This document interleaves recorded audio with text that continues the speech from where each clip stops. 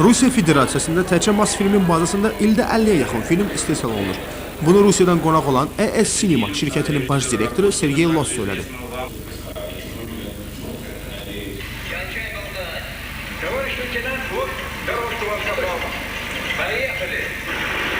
Bu günlərdə Azərbaycanda keçirilən Yeni Rusiya Filmləri həftəsində 4 film təqdim edilir.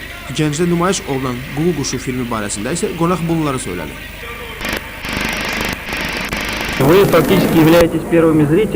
Demək olar ki, siz bu filmin ilk tamaşaçılarısınız.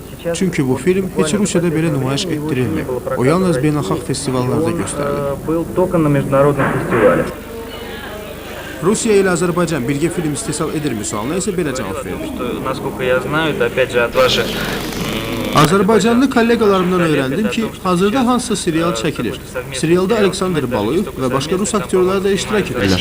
Filmin çəkilişinə qoyulan xərclərin bir hissəsini Rusiya tərəfi ödəyir. Amma buna birgə layihə demək nə qədər düzgün olardı bilmirəm. O ki qaldı bədii filmlərin birgə çəkilişinə, hələlik elə bir şey yoxdur. Filmin təqdimat mərasimində iştirak edən Mədəniyyət Nazirliyinin Kino İdarəsinin mütəxəssisi Aydın Hüseynov bildirdi ki, Azərbaycanda istehsal olunan, lakin yarımçıq qalan 3 filmin çəkilişləri artıq başa çatır. Onun dediyindən məlum oldu ki, Kino İdarəsi hazırda Şah İsmail Xətayev filminin çəkilişi üçün vəsait axtarır. Tutulan smettaya görə buna $5 milyon pul lazımdır. Dəqiqət dövlətin hamımız bilir ki, vəziyyəti belədir ki, bu qədər vəsait yoxdur.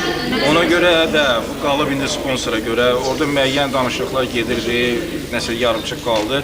İndi vəsait bir qismini dövlət verməyə hazırdır. Böyük bir qismi bura hardansa qıraqdan maliyyə gəlməli, yəni sponsorlar olmalıdır ki, bu senari reallaşsın.